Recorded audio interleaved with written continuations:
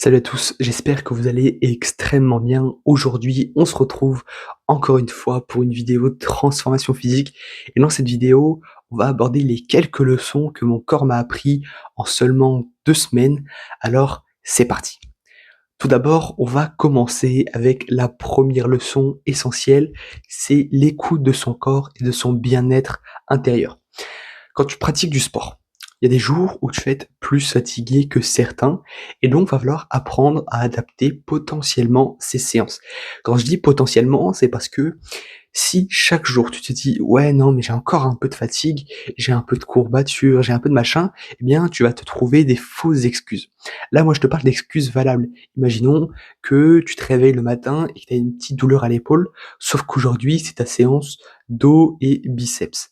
Eh bien, là, je t'indiquerai de faire peut-être une impasse sur un exercice qui va te mettre en difficulté et qui va faire que potentiellement tu vas encore plus te blesser si c'est peut-être, te faire vraiment mal.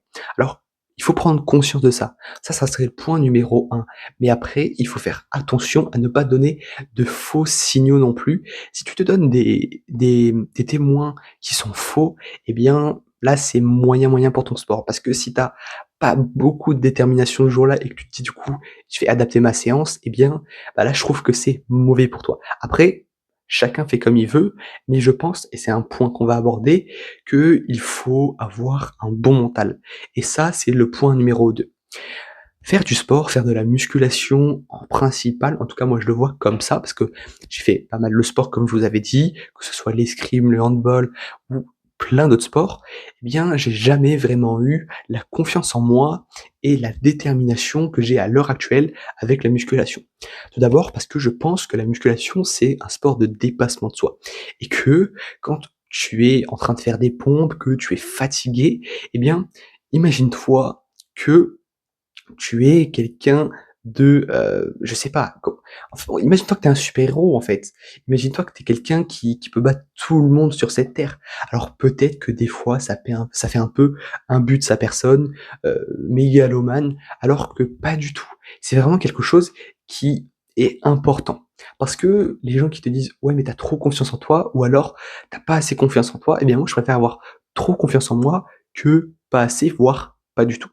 Parce que déjà, tout simplement, je pense avoir les capacités et je suis sûr qu'il y a plein de personnes qui sont dans ma situation, qui ont des centaines de milliers de capacités ancrées en eux, mais qui finalement, eh bien, n'essayent pas de, les décupler car, eh bien, on leur a dit qu'il fallait avoir confiance en soi, mais être modeste. Si à partir du moment où tu peux réaliser tout ce que tu peux réaliser rien qu'avec ça, eh bien, fais-le parce que c'est la chose la plus importante.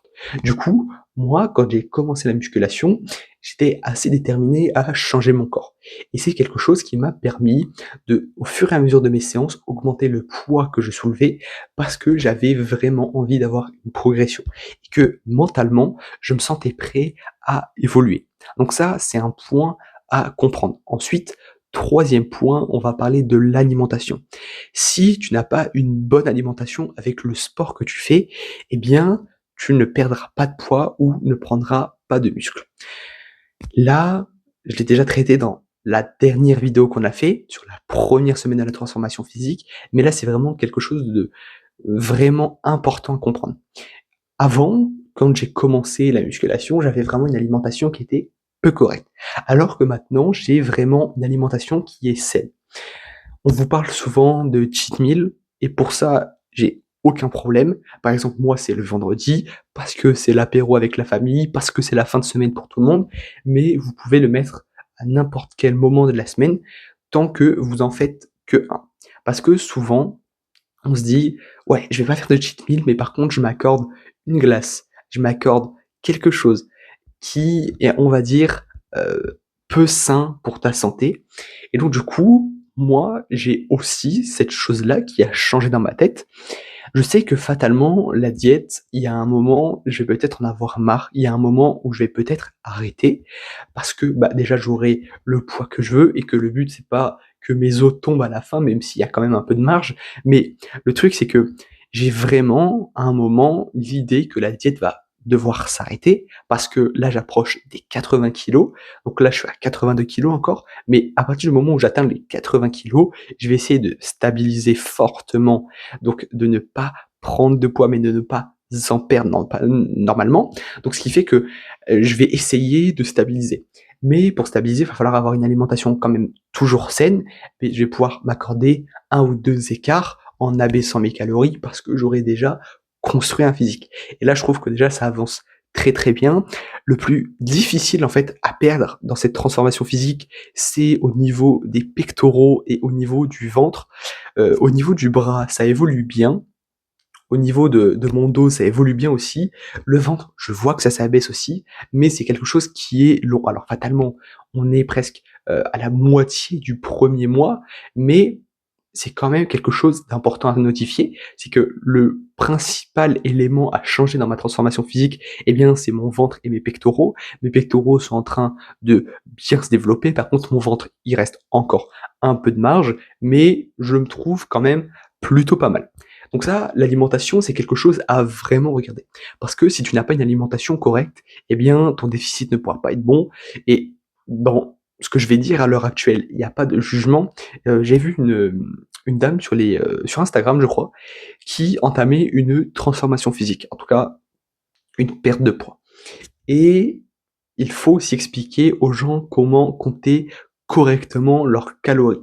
Moi, je compte mes calories avec une application, mais en version gratuite, vous pouvez utiliser, comme moi j'utilise aussi, ChatGPT. C'est un outil incroyable. Vous créez un compteur de calories, comme ça vous fait votre prompt, et tous les jours vous lui expliquez ce que vous mangez, le grammage qu'il doit vous donner pour que vous puissiez manger, donc que ce soit le grammage de riz, de pâtes, calculer le riz cuit et les pâtes cuites. Donc vous allez environ avoir 100 grammes, ça dépend de votre déficit, mais si vous tournez dans cette branche-là, ChatGPT vous donnera environ 100 grammes à 150. Si vous voulez des plus grosses assiettes, moi je tourne aux 100 grammes environ. Mais dans cette vidéo, la dame nous explique que elle a un déjeuner à 250 calories.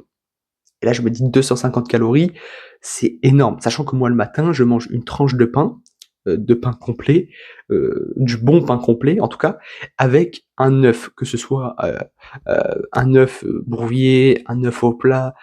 J'essaie de varier parce qu'à la fin, quand t'es en diète, t'essaies de varier parce qu'à la fin, je peux te dire que t'en as vraiment marre de manger à chaque fois le même petit déjeuner. Mais vu que c'est le déjeuner perte de poids, eh bien, moi, je le tiens.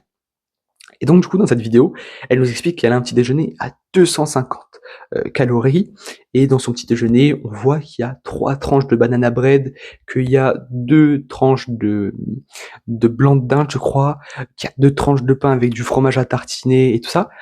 Et là, je me dis: «Attends, je suis pas sûr que tout ça, ça fasse 250 calories», et ça faisait pas 250 calories, ça faisait environ 600 calories, parce que les tranches de banana bread, elles étaient bien épaisses, et que voilà. Donc dans ce que je dis, il y a rien de méchant, mais je veux juste vous faire comprendre qu'il faut compter correctement ces calories. En tout cas, c'est hyper important pour que vous puissiez perdre du poids si vous voulez en perdre. Après, dans cette vidéo, la meuf, elle veut perdre du poids vraiment, donc du coup, j'ai juste écrit un commentaire assez gentil, hein, j'ai pas fait de méchanceté. Mon but c'était pas d'être méchant du tout, mais c'était vraiment de lui expliquer que bah, il y avait pas les calories qu'elle disait dans cette vidéo.